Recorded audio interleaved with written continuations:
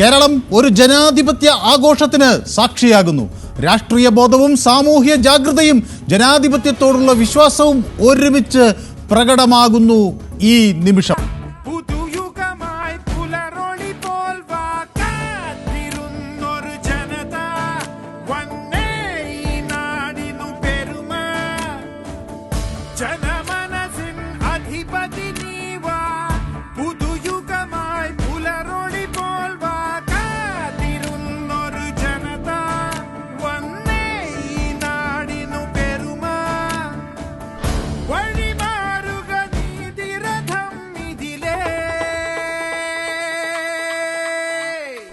Jenna